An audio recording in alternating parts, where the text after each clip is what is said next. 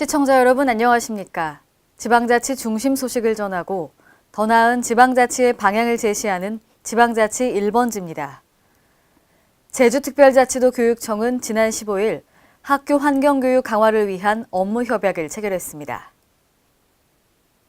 이번 협약은 지구적인 환경 변화 위협과 날로 악화되고 있는 환경을 보존하기 위해 학생교육 강화 필요성에 대한 인식을 바탕으로 학교 환경교육을 공동으로 실시하기 위해 추진됐습니다.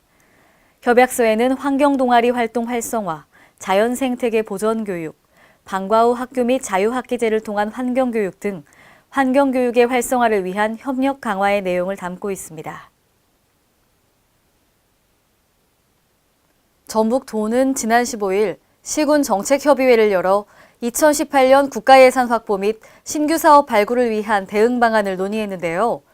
이 자리에서 전북도와 도내 14개 시군 단체장들은 중점 정책들의 성공적인 추진을 위해 힘을 모으기로 다짐했습니다. 유희광 기자가 보도합니다. 조선업 구조조정 및 전반적인 경기 불황으로 전북 지역 경제에 적신호가 들어온 가운데 경제 회복을 위해 전북도와 도내 14개 시군 단체장들이 상생협력을 통한 해결책 모색에 나섰습니다. 전북도는 15일 군산 근대역사박물관에서 시군 정책협의회를 열어 2018년 국가예산 확보 및 신규 사업 발굴을 위한 대응 방안을 논의했으며 중점 정책들의 성공적인 추진을 위해 힘을 모으기로 다짐했습니다. 또 도와 시군 정치권의 유기적 시스템 구축을 위해 국가예산 활동 상황을 공유하고 반영이 어려운 사업에 대해서는 공조키로 했으며 부처 및 국회 향후 간 긴밀한 네트워크를 구축해 부처 심의 동향 등 주요 정보들을 공유하기로 했습니다. 이와 함께 2018년 국가예산 전북 목찾기를 위해 도와 시군 공동으로 대응이 필요한 사업의 경우 정부 투자 방향에 맞춰 사업을 재구성하고 도와 일치된 설득 논리로 전개 추진키로 협의했습니다. 새로운 정권이 들어서기 전에 다 사실상 합의 끝나버립니다. 끝나서 정부안이 5월 말까지는 만들어지는 것이 보통의 상례입니다. 그렇기 때문에 지금 뛰지 않으면 오히려 임박에서는 더 일목소 퇴근하기가 굉장히 어렵다. 특히 전북 투어 패스를 전 시군으로 확대 운영하기 위해 각 시군의 홈페이지 및 전광판은 물론이고 각종 회의 시 투어 패스를 적극 홍보하기로 입을 모았습니다. 한편 시군 정책협의회가 끝난 이후 성공적인 토탈 관광 시스템의 정착을 위해 전북 투어 패스 카드 공개 및 체험 행사가 이어졌습니다. KLN 유희광입니다. 지난해 전주와 완주에서 시범 사업을 거친 전북 투어 패스가 14개 시군으로 확대 시행됩니다. 이로 인해 관광시장과 시군 경제를 발전시키는 돈이 되는 카드가 될 것으로 보입니다.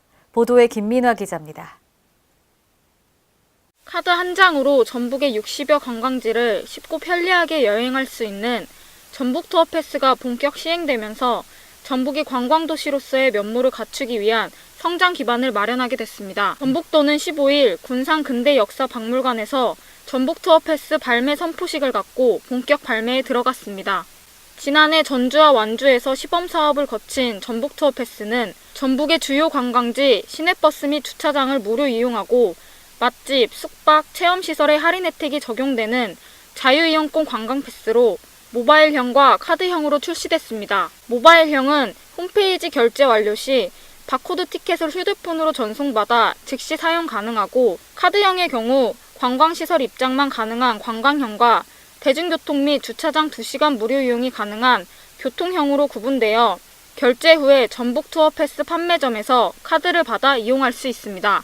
송하진 도지사는 이날 전북 투어 패스는 관광객의 체류 기간을 연장하고 방문 지역을 확대하는 관광산업 활성화의 마중물이 될 것이라며 도정 핵심 사업인 토탈 관광의 선두주자로서 관광객을 유치하고 관광시장과 시군 경제를 발전시키는 돈이 되는 카드가 될 것이라고 말했습니다.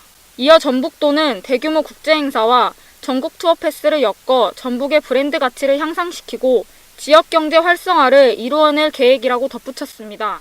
한 번 더, 하루 더, 한 번 더. 그렇게 전라북도에 오면 틀림없이 전라북도 14개 시군의 관광이 활성화될 것이다. 한편 전북 투어 패스는 오프라인 판매처 45개소, 주차장 32개소, 자유관광시설 62개소, 특별 할인 가맹점 902개소에서 사용할 수 있습니다. KLN 김민아입니다. 광주 전남 연구원은 광주 전남 지역의 발전을 위해 지난 15일 19대 대선 광주 전남 지역공약 대토론회를 개최했습니다.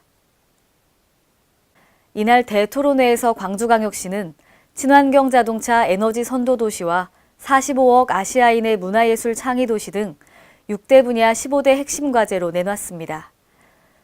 전라남도는 동북아 해양수산 관광산업 국제선도지구 지정과 글로벌 에너지 신산업 클러스터 구축 등 20대 핵심 과제와 5대 분야 43개 현안 과제를 발표했습니다.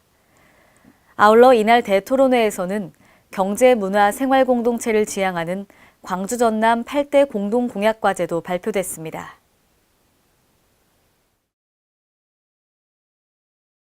행정자치부는 교통약자의 보행안전 및 편의성 확보를 주요 골자로 하는 자전거 이용시설 구조 시설 기준에 관한 규칙 일부 개정령을 오늘부터 시행합니다. 한국시각장애인연합회는 지하철 계단에 설치된 자전거 경사로로 인하여 시각장애인들의 안전사고가 우려된다며 시설 기준 개정을 건의했는데요.